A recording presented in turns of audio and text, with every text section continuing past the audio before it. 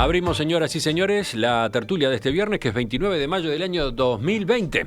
Y lo hacemos con los saludos para Gonzalo Pérez del Castillo. Buen día. Muy buenos días a todos. Estoy cuidando mi relación contigo, ¿viste? Para que no te enojes. Primero, Gonzalo. ¿Está? Juan Gropone, ¿cómo te va? Buen día, buen día. Eneida de León, que participa por segunda vez. Buen día. Buen día, muchas gracias por la invitación y estoy contenta de estar acá. ¿Sí? ¿No te arrepentiste? ¿Sí? No, para nada, bueno. Por ahora. Y el último saludo es para Alejandro Aval. ¿Qué tal, Alejandro? Buen día, Emiliano, compañeros. Un gusto estar. Bueno, vamos al primer tema. En Argentina se desató una discusión sobre el alcance de la cuarentena para combatir la propagación del COVID-19, luego de que las autoridades resolvieran aislar el asentamiento Villa Azul, un barrio de la provincia de Buenos Aires donde viven 3.000 personas y donde se confirmaron 84 contagios. El lunes, el gobierno provincial colocó vallas para evitar la salida y la entrada de vecinos por 15 días, abarcando un perímetro de unas 2 hectáreas. La gobernación asegura que se va a entregar alimentos, medicamentos y elementos de limpieza, también artículos de desinfección e higiene personal a todos los vecinos. Pero muchos todavía no lo saben o directamente desconfían. Se han quejado en los medios de comunicación sobre que no reciben efectivamente esos suministros. El presidente Alberto Fernández dijo que el objetivo es hacer un seguimiento estricto de los casos. Agregó que no hay antecedentes de cómo abordar el tema de las villas, porque en Europa y Estados Unidos no existen barrios populares, tal como existen en Argentina o en América Latina. Por su lado, el jefe de gobierno de la provincia de Buenos Aires, Axel Kicillof, aclaró que la medida de aislamiento no se plantea como exclusiva para barrios populares y subrayó que podrá replicarse en edificios o en barrios privados. Las críticas, de todos modos, no demoraron. El expresidente de la Suprema Corte de Justicia, Ricardo Lorenzetti, sostuvo que la cuarentena debe tener límites temporales y dijo que los gobiernos no pueden avanzar sobre las libertades individuales.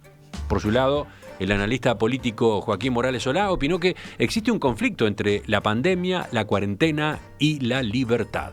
En un editorial en La Nación, Morales Solá sostuvo que el gobierno condenó a los vecinos de Villa Azul a vivir en un gueto, a no poder acceder por su propia cuenta a la comida indispensable ni a salir para cuestiones urgentes. Solo deben esperar que el Estado les acerque diariamente un poco de comida, anotó. Alejandro, ¿a ti te interesaba este tema? Empezamos contigo entonces. Bueno, yo supongo que nos interesa a todos, ¿no? ¿Verdad? No, pero te interesaba de manera especial, quise decir. Nada, ya. En realidad el tema de la libertad en situaciones como la que se presenta en este momento es, por supuesto, que harto discutible. Incluso yo me tomé el trabajo de tratar de recordar alguna cosa que en la práctica no lo voy a aplicar nunca, y además, como ahora no estoy, digamos, ejerciendo la profesión de abogado en materia penal, menos todavía lo tengo presente. Solo lo recordaba porque fui fiscal penal hace siglos, bueno, siglos no, pero sí décadas. Y me acordaba que había un artículo en el Código Penal que alguna vez lo oí mencionar en estos días, el artículo 224, que lo voy a leer porque es muy corto, si me permiten. Dice: el que mediante violación a las disposiciones sanitarias dictadas y publicadas por la autoridad competente para impedir la introducción o propagación en el territorio nacional de enfermedades epidémicas o contagiosas de cualquier naturaleza, causare daño a la salud humana o animal, será castigado, 3 a 24 meses de prisión. Es decir, lo que dice la norma es bastante claro, es muy importante el tema de respetar las disposiciones sanitarias dictadas y publicadas por la autoridad competente para impedir la introducción o propagación de enfermedades epidémicas. Y uno se pregunta hasta qué punto medidas como la de que uno no la conoce nada más que por la prensa, naturalmente, como el aislamiento de esta Villa Azul cercana ahí a la misma catedral, hasta qué punto son razonables, ¿verdad? Hasta qué punto son legítimas o son una exageración, porque claro, si fuera una exageración, disposiciones como esta del artículo 224, pues no debería aplicarse. la verdad, alguien que se escape del vallado ese que hicieron en la zona sur, si estuviéramos haciendo algo así en Uruguay, ¿verdad? Tendría que aplicársele este artículo y mandarlo a prisión. Es realmente una cosa muy dura, ¿no? Es muy dura y es difícil de calibrar hasta qué punto que se puede aislar, por ejemplo, una persona contagiosa. Digo, ustedes recordarán, porque son cuentos eternos, e incluso en los cuentos que se hicieron en la tertulia y que tuvimos oportunidad de ver. En el concurso de cuentos, decís. En el concurso de cuentos, se mencionaba el caso de la Isla de Flores. La Isla de Flores tenía, bueno, pues un sanatorio donde iban todos los cuarentenados a la fuerza. Y los que tenían infecciones comprobables no solo iban en cuarentena, sino que se quedaban ahí. Y además ahí morían a tal punto de que había, o hay un cementerio en una de las 3 islas que está dedicado a los enfermos epidémicos que ahí fallecieron. Y es legítimo eso. Y bueno, yo qué sé, mientras sea razonable, cuestión muy discutible que es lo razonable, mientras sea razonable, yo creo que es legítimo. No se puede dejar que alguien que tenga la infección y la esté propagando ande por cualquier lado propagándola. Le estás causando un daño a los demás. Siempre se ha dicho que la libertad tiene como límite, bueno, los derechos, ¿no, verdad? Tienen como límite los derechos ajenos. Y bueno, de eso se trata. Es un tema de balance. La verdad que yo creo que es un tema de balance. Si ese balance ha sido respetado en el caso de la Villa Azul de la provincia de Buenos Aires, bueno, no lo puedo saber. Me resultó un poco duro que hayan puesto vallas, ¿no, verdad? Pero va.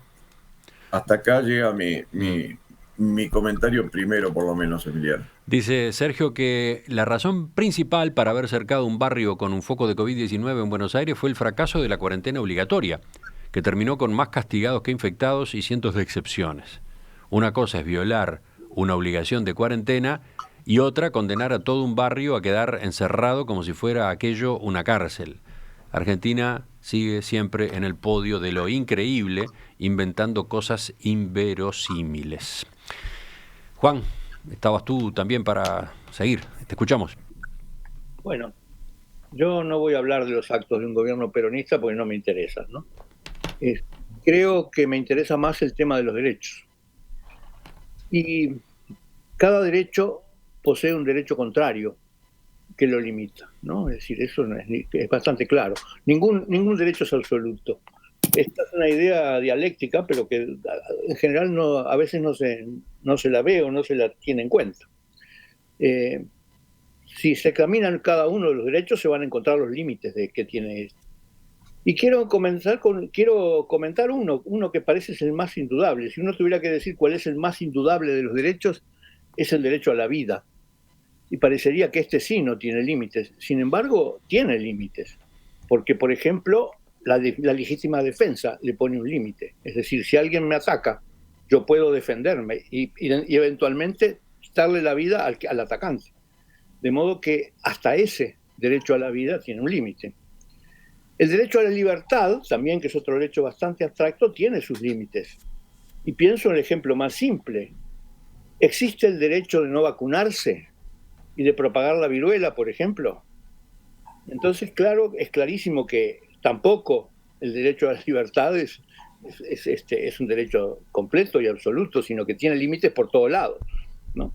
Entonces, es una simpleza o un oportunismo no tener en cuenta esa conducta dialéctica de los derechos y sus límites, ¿no? De modo que eso es lo que yo quiero comentar sobre este caso. No quiero meterme con los peronistas, ni que hablar, porque no me importa. Pero con la decisión de aislar a un barrio, ¿cómo te metes? A mí me parece que no es muy acertada, es decir, porque además ni siquiera es un barrio, es una villa miseria, ¿no? Que es algo muchísimo peor y muchísimo más difícil de controlar. Es decir, creo que es una situación que ojalá el Uruguay no se vea obligado a hacer. Bueno, mirá, hablabas de peronismo, dice uno de nuestros oyentes que es Santiago, solo el peronismo es capaz de hacer guetos sin que nadie mire raro. Bueno, están mirando raro, hay quienes están mirando raro, hay controversia en Argentina. Dice... El gueto empezó en Venecia, según recuerdo, ¿no? ¿Perdón? Que el gueto empezó en Venecia. La palabra gueto es una palabra italiana, inclusive. Sí. Bueno, y después están los que recomiendan literatura a propósito de otros guetos, ¿no? El gueto de Varsovia, en fin. Pero volviendo a lo que dicen los oyentes, era evidente el presidio de las villas miseria para aislar al virus y de paso a los pobres. Se iba a llegar a esa medida. Ya podemos decir que un virus introducido por quienes disponen de dinero para viajar terminan sufriéndolo los pobres. Unos corona, otros virus, agrega este oyente haciendo un juego de palabras. Sigo, voy con Eneide ahora. Sí. Bueno, yo creo que hay una realidad, o sea, cualquier situación de emergencia en cualquier país, en cualquier lugar, termina con situaciones que la diferencia entre los derechos humanos y, digamos, la libertad en general no es una línea, es una enorme zona gris. Nosotros acá no hemos llegado a ese punto, pero quizás tenemos que recordar que también la policía recorrió exhortando a no reunirse, disolvió grupos de jóvenes en el interior y acá en Montevideo y en Canelones. Yo creo que eso también podría verse como un recorte de las libertades individuales. Ahora, es muy difícil establecer, estoy de acuerdo en general con lo que se ha dicho, es muy difícil establecer el punto en el cual no se violan los derechos individuales o los derechos humanos a la libertad de expresión. Hoy, ¿qué pasaría si, así como tuvimos gente que no querían vacunar a sus hijos, alguien hiciera una campaña contra el distanciamiento y el quedarse en casa y todo lo demás? Tendremos que ver qué se hace en esas circunstancias o ponernos en ese lugar. Yo espero que el Uruguay no llegue a una situación, porque esta situación en Buenos Aires, por lo que yo leí, también está atravesado por una situación política de enfrentamiento entre el peronismo y otros grupos, o sea, el grupo de gobierno y otros grupos políticos. O sea, hoy es fácil pegarle al gobierno por hacer eso. Ahora, ¿qué estamos haciendo nosotros con Rivera, por ejemplo? O sea, es un tema muy complicado, estoy de acuerdo con mis contertulios, que no es fácil la resolución, ni del punto de vista jurídico, ni del punto de vista político, ¿verdad? Sí. Acá llegó a manejarse la posibilidad de medidas de este estilo, en el arranque mismo de la emergencia sanitaria. No sé si ustedes recuerdan, a propósito de Salto, aquel fin de semana, porque había habido 2 casos allí, junto con los otros 2 de Montevideo, en el arranque. A propósito de Salto, en el fin de semana circuló la eventual intención de aislar al departamento, ¿no? De cerrar, hacer un cierre departamental. Finalmente la medida no se adoptó. Y desde ahí en adelante el gobierno y el presidente de la calle Pou en particular ha insistido mucho con lo de la libertad responsable, ¿no? Claro. A propósito de lo cual, ahora mismo, en su segunda ida a Rivera, volvió a poner énfasis. Por ahí ha estado ese debate. No hemos estado ajenos a esta alternativa que ahora en Argentina cobra fuerza. Y bueno, y hay antecedentes con esta misma pandemia en China, ¿no? China puso en gueto a millones en la ciudad de Wuhan. Resulta que ese país superó el gueto y superó la pandemia. Entonces, pregunta este oyente que se llama Wilmar. Y con este tema, con este planteo, le doy la palabra a Gonzalo. Sí, pues es que yo iba a ir muy por el lado en que fueron los 3 contertulios antes que yo, sobre el tema del límite de los derechos.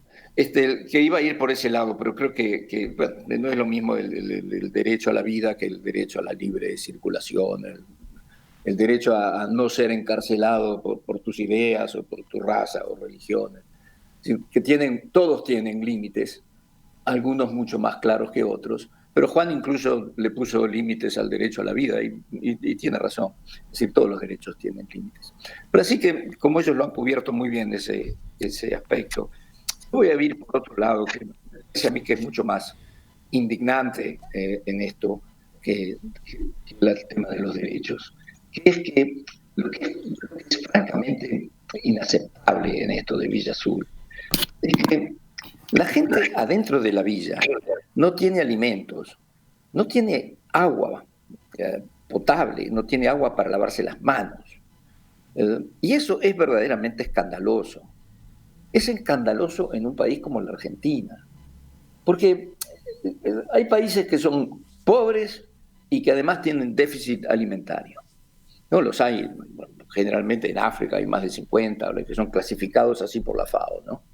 En América Latina hay algunos también, Haití, Bolivia, Guatemala, son países pobres con déficit alimentario. Pero la Argentina es un país rico, que si hoy día anda por arriba de los $12.000 de ingreso por cápita, eso no es un país pobre, pero además tiene un enorme surplus alimentario. Entonces, que un gobierno tenga que cerrar a una población porque hay un problema de infección que es absolutamente comprensible, es un tema. El otro tema es que esta gente adentro de ese gueto encerrado no tenga que comer y no tenga cómo lavarse las manos, que no tenga cómo higienizarse. Y eso es un escándalo. Y creo que el problema de esta Villa Azul refleja un problema de inequidad y de inigualdad y de destrato a las pobres poblaciones que en América Latina es muy común. Es decir, que haya países que tienen niveles de ingresos generales altos, pero que tienen masas de población. En el caso de la Argentina es casi el 35%. En estos lugares periféricos de Buenos Aires es más del 40%. De gente que vive en la pobreza. Pero en el caso de Argentina es brutal lo de los alimentos y lo del agua, porque si hay un país que tiene recursos de agua, y aparte potabilizar el agua no es ninguna magia, lo que es difícil es sacarle la sal al agua, eso sí es muy difícil, pero potabilizar el agua dulce no es ninguna magia. Y le sobran alimentos. ¿Cómo es posible que un gobierno, en una situación como la actual, no sea capaz de organizar una distribución de alimentos y de servicios básicos a esta población que lamentablemente tiene que ser encerrada por un tiempo, como estamos encerrados todos? Y no es ninguna cosa grave si tú tenés los elementos indispensables para vivir. Están los testimonios, por ejemplo, el de José Sequeira, que arregla chapas de autos, de 63 años. Él declaró: hasta la semana pasada trabajé, pero ahora no somos dueños de salir. Me da una sensación de que estamos presos. Tengo un poco de plata ahorrada, pero si no puedo salir a comprar, no sé qué voy a comer. Y después está otro caso, el de Darío Anzo, de 24, que por aislamiento no puede visitar a su beba prematura que está internada. Dice que tiene impotencia por no poder salir del barrio, ni siquiera para ir al supermercado a 3 cuadras. Está bien, pero todos hemos estado encerrados. Eso no es lo grave. El primer caso, si ese hombre que es chapista y se tiene que quedar en la casa y recibe los alimentos o tiene forma de acceder a alimentos y a la higiene básica, no es un problema. El segundo caso, que no puede ver a sus nietos, bueno, yo tampoco puedo ver a los míos. No, pero acá estamos hablando de casos particulares. Es su bebé prematura internada, ¿no? Es un caso bien delicado. Sí, de acuerdo, pero, es muy triste, pero básicamente es lo mismo. ¿Qué decías, Alejandro? Gonzalo, parece un poco más grave que lo que podría decir el encierro al cual se refiere Gonzalo, el tener que estar en un lugar vallado en el cual no puede salir de ninguna manera. Es como estar en un establecimiento penitenciario de reclusión sin tener ningún delito atrás, ¿no, verdad? Ni siquiera teniendo un delito atrás. Y además todavía encerrado en un lugar donde hay focos de contagio aparentemente, por lo que dicen, muy fuertes. O sea, te están exponiendo la fuerza al contagio dentro de esa pequeña zona territorial. Es medio de locos. De todas maneras, si me permitís, Gonzalo, medio de locos desde afuera. Hay que estar metido ahí en el gobierno de la provincia de Buenos Aires para ver si es razonable o no. yo no quiero tampoco hacer un juicio de valor absoluto al respecto, pero mirándolo de afuera, bueno, medio raro, medio exagerado capaz. De todas maneras, quería comentar, Gonzalo, que tengo idea que los que no tienen acceso al agua potable en el mundo son más o menos 1.500 millones de personas, ¿no? No, Digo, como 3.000, eso, sí. es horrible, pero digo, es increíble, ¿no? ¿Verdad?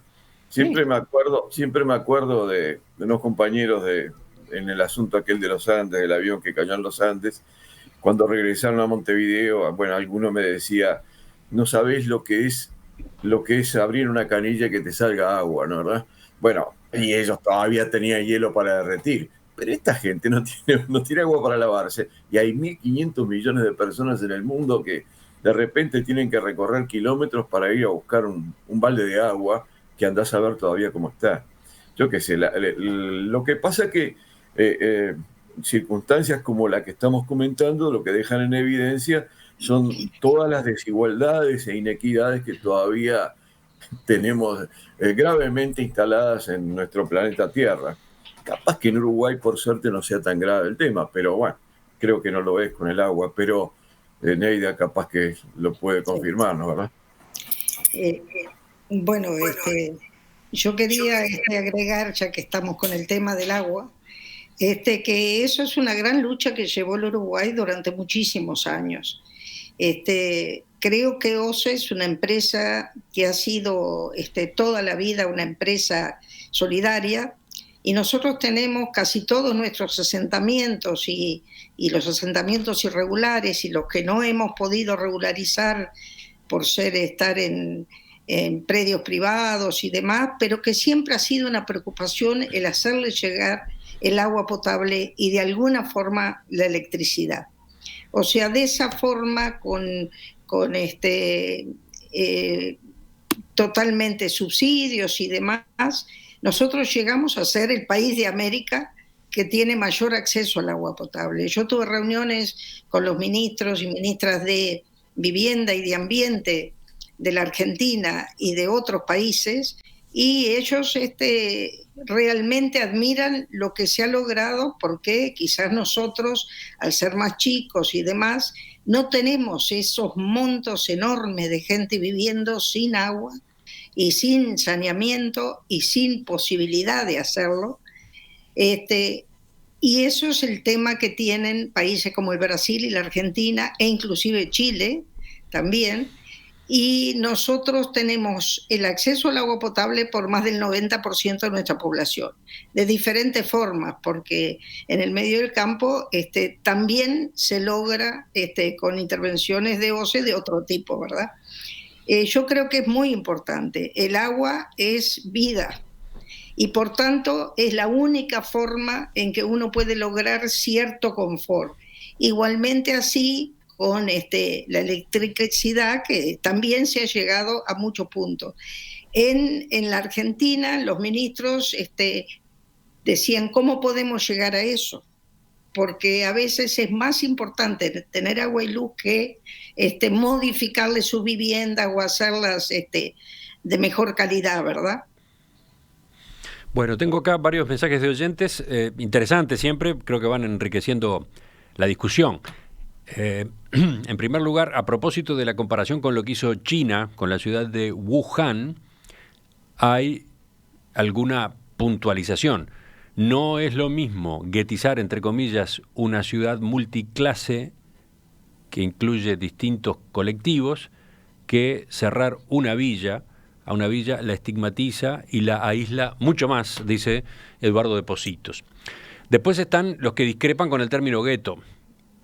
Por favor, no se puede utilizar. Discrepo con la utilización del término gueto. De Varsovia se iba a Treblinka a morir en cámaras de gas. No es el caso. O sea, ese antecedente o algunos de los que se han mencionado refieren a guetos como escalón previo al exterminio. Y después están los que reflexionan sobre situaciones que estamos viviendo acá en Uruguay. ¿Qué pasa con los residenciales de ancianos? Allí la libertad está muy restringida, ¿no? Concretamente, los residentes no pueden ser visitados, nada menos, ¿no? ¿Qué pasa? No es lo mismo, sí, no es un aislamiento 100%, pero hay una limitación importante. ¿Quién sigue? Pero los geriátricos no pueden ser visitados, pero los internos pueden ser sacados. Digo, no es lo mismo, ¿no? Acá hay una exclusión de entrada y una exclusión de salida. Y además, digo de vuelta a lo primero, fuera de los temas estos que carecen de hasta agua para lavarse, o por lo menos de agua por cañería para lavarse. Además de eso, el problema es que están metidos en un centro de contagio del cual no pueden salir. Es decir, son 2 hectáreas, según he leído en la prensa, 2 hectáreas en las cuales hay un conjunto de gente, 3.000 personas más o menos, que están expuestas al contagio porque se supone que las cerraron porque justamente hay muchos focos de contagio y no los dejan salir. Yo qué sé, es una cosa complicada, ¿no? Yo insisto que no quiero ponerme en el lugar de las autoridades provinciales de Buenos Aires para ver qué hacer. Pero visto afuera, bueno, de afuera me choca un poco. ¿Se les dio alguna garantía? Por ejemplo, el jefe de gobierno, el gobernador de la provincia, Ángel Kicillof, anunció que habría testeos masivos en esa villa para detectar los contagios. Pero, según contaba más temprano Fernando Gutiérrez, nuestro corresponsal, los vecinos lo desmienten, afirman que lo que hacen los funcionarios que llegan es una encuesta en la cual le preguntan a la gente si tuvo síntomas y en caso de que eso no haya ocurrido no se hacen los testeos. La consecuencia, dijeron, es que la gente mintió que se sentía afiebrada porque esa era la única manera de que se les hiciera efectivamente los exámenes para el coronavirus. ¿Quién más? No, Gonzalo, sé si se me escucha. Te escucho. No sé, Alejandro, si es que estamos con una discrepancia aquí. Para mí, lo más grave de esto es que exista una Villa Azul con esas características, que no debería existir en un país como la Argentina. No debería existir. Es inhumano que haya gente que vive en esas condiciones. Ese es el problema. Ahora, que la gente no puede ir a visitar a su nieto prematuro, todos estamos en esas condiciones. Todos estamos en un lugar en donde está el mundo entero contaminado, no solo Villa Azul. Y todos estamos conviviendo con eso y tomando las medidas necesarias. Ahora, hay gente que tiene recursos para poder tomarlas y que no te afecte la vida tanto, no le afecta a todos, pero evidentemente mucho menos a los que tenemos acceso a alimentos, a agua potable, alcohol, a lo que sea. Entonces, en el caso el problema es Villa Azul. El problema son las condiciones precarias en las que esta gente está obligada a vivir. Y está obligada a vivir porque el gobierno se olvida de ellas. Es así. Gonzalo, discúlpame, Emiliano, sí, permiso. Adelante. Gonzalo, discúlpame, Gonzalo, pero me parece que no es lo mismo hablar de que tú o yo no podemos salir, porque en sí podemos salir. Claro que podemos salir. Nos dicen tener cuidado y tratar de no salir, pero podemos salir y además salimos y además no tenemos un foco de contagio en nuestra casa o donde habitualmente estamos. Digo, no es lo mismo. Pero no es lo mismo. Ahora, sí, por supuesto que no. Pelear, Alejandro. Yo no entiendo la discrepancia. Alejandro, si mañana hubiera un foco de infección así masivo en tu barrio, tú tampoco podrías salir. Digo, ¿dónde está la discrepancia? Bueno, a ver, vamos de vuelta. Sí, claro que podría salir. Podría salir porque por lo pronto tú y yo tenemos un auto y podemos subirnos en el auto y salir del foco, y además nadie nos va a prohibir salir. Ahí, discúlpame, ahí te prohíben salir. Pero Pero mirá que en Buenos Aires también. Mirá que en Buenos Aires no podés andar por la calle salir como andamos aquí. Sí, bueno, pero es verdad. Allá tienen supuestamente cuarentena obligatoria, que la respetan razonablemente en la capital federal y creo que no de igual manera en la provincia. Pero acá no tenemos cuarentena obligatoria. No estás obligado. Si tú querés salir, no va a venir un policía a decirte vuelva a su casa inmediatamente, o lo llevo preso, o lo que fuere. No es lo mismo. Pero aparte de eso, yo sí coincido contigo que es absurdo que un país con la riqueza que tiene Argentina en todo sentido, con la riqueza que tiene Argentina, existan más o menos, según tengo entendido, unas 80, cerca de 100 villas como esta Villa Azul, incluso con más población, en la provincia de Buenos Aires. Y además todavía alguna en la capital federal misma. Incluso al lado de Puerto Madero hay una bastante famosa,